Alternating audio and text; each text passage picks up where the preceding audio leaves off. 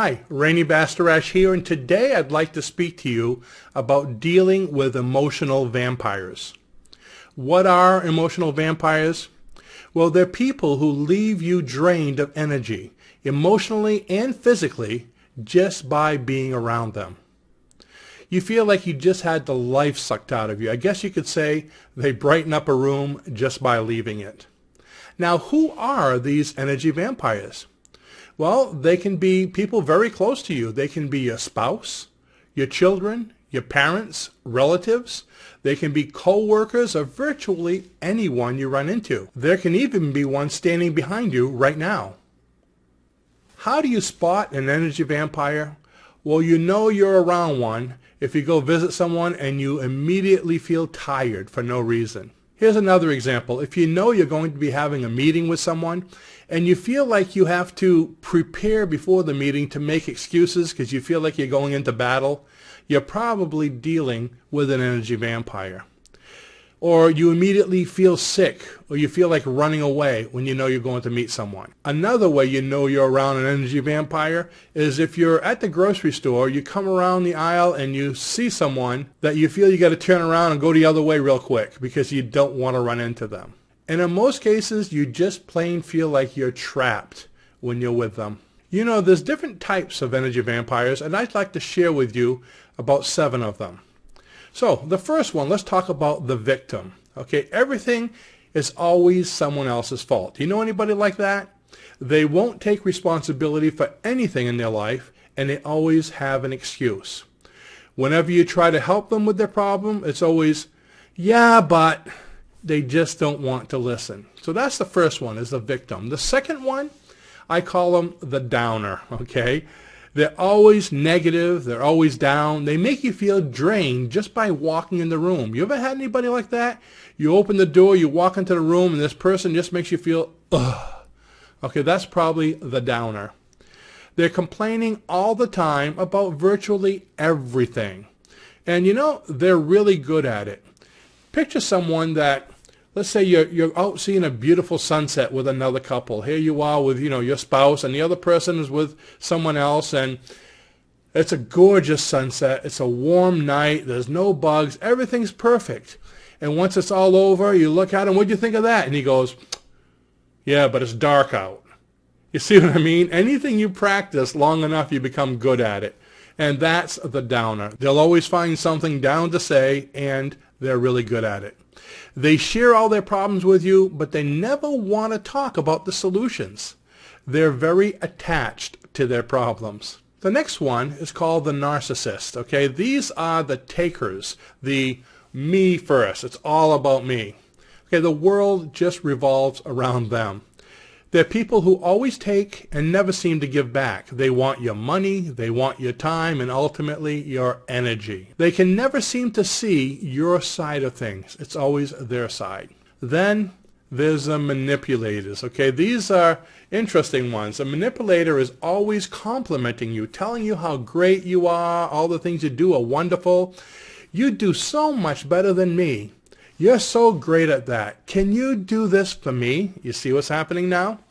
You know, you're so strong. Can you move all those boxes for me over there? I just can't lift them. Or, you're so healthy and I can't really get out that much. Can you do my shopping today? I need this, this, and this, and that. And can you have it to me by 1 o'clock? You know, the interesting thing is, if you agree to do this once or twice for them, it'll usually turn into a regular thing. So be careful of the manipulator. The next one is the controller. Okay, the controller, they tell you exactly how to feel and what to do. They must be in control of everything. They might tell you something like, you should be happy to have that person in your life. They're good for you. Or, stop doing things that way. This is the way it's done. Or, you really shouldn't wear that. Wear this instead. They'll even bring you the outfit to wear. You just can't be yourself around them. You might find yourself acting the way that they think you should be just to try to please them. Then there's the split personality. They come across loving and happy, and then, just on a dime, they'll turn and be totally negative and angry. They feed off of anger and negative attention. They'll even speak to other people and pit them against you, just to see the negativity, to get the attention. You'll find that they don't want solutions. They simply want the negative attention that they're getting from you. Then there's the purely attention seekers. These people just want attention, but not negative attention. They just want attention. They constantly talk and never listen. They love to tell stories that are usually long-winded and pointless. They'll find any reason to keep you there. And when you first see them, you try to get away, but they're very good at catching you. And then they'll start with their long stories. So those are the different kind of vampires. Now, the interesting thing to think about is when it comes to vampires, we know that like attracts like. Well, what frequency are vampires on? You know, when you're using a tuning fork to tune a piano, what they do is they'll hit the tuning fork. Let's say it's a tuning fork in the key of C. When they strike the tuning fork, it resonates the key of C. And what happens on the piano is the same note, the C, will resonate. And you'll actually hear the sound of the key of C from that piano. But also what happens when they hit the tuning fork is not only will it resonate with the key of C, but it'll also resonate with high C and with the low C. High C, C, and low C, all three are on the same frequency. What I'm getting at is what's on the same frequency of a victim or the victim vampire. A victim is on the same frequency with other victims, of course, but a victim is also on the same frequency as a hero. Just like in the cartoons there with Dudley Do-Right, he always rescues a damsel in distress because without having a damsel in distress, you don't have the hero. They're on the same frequency. They kind of need each other. But what's on the same frequency as a hero? On the same frequency as the hero is his opposite, which is the villain. So you have the victim, the villain, and the hero, all three on the same frequency. Isn't that interesting? It's the same thing with wealth. Okay, on the same frequency of wealth is poverty. So you have to be very specific on what you're focusing on when you want wealth. Because you can say, you want wealth, and that's what you're focusing for, or you don't want to be poor. Of course, since the mind doesn't understand negative, it's just thinking want to be poor because it attracts whatever you focus on. So you need to keep that in mind, that the energy vampire is on the same frequency as the villain and as the hero. You may not be a victim, but you might always be trying to help victims. You're on the same frequency, so you're going to be attracting them. In other words, you'll be attracting energy vampires, especially the victim ones, or even the ones that are villains, because there are villain energy vampires, as we just mentioned a few of them earlier when I went through the list. So keep in mind that one of the most important things you need to do is be aware of this so you can try to change your frequency. Now, how do we deal with energy vampires? I have a few different ways here. In some of my other talks, I spoke about how when you're dealing with anything stressful, there's three things you can do. Number one, try to fix whatever it is that's stressful, try to change it, or try to eliminate it. And with energy vampires, that's one of the main things I go through is it something you can fix, the relationship you're having with them? Can you change it, or can you eliminate it? Okay. Now, unfortunately, you can't always eliminate or distance yourself from an energy vampire that works with you, or that's in your home all the time, especially if it's one of your children. So there's other things that you can do. So let's start with the victim vampire. One thing you could do is try to listen to them, but not try to fix their problems. I learned this from the book, I believe it was Men Are From Mars and Women Are From Venus. This is a very important lesson to me. When someone speaks to you and they're telling you their problems, 99% of the time, they just want somebody to listen to them and not to try to fix them. Okay? Actually, my wife tells me that all the time. When I'm talking to you, I'm not asking you to solve my problem. I just want you to listen to me. They want a sounding board. However, in comes the hero, I'll help you. And they're always trying to fix problems, and they get sucked into that when they really don't. And with the victim vampire, if you fix their problem, they're going to come up with another one and another one and another one because they're victims, and that's what they do. They don't take responsibility for themselves, and there's always something wrong. Also, you need to set firm boundaries with them. Okay, don't worry.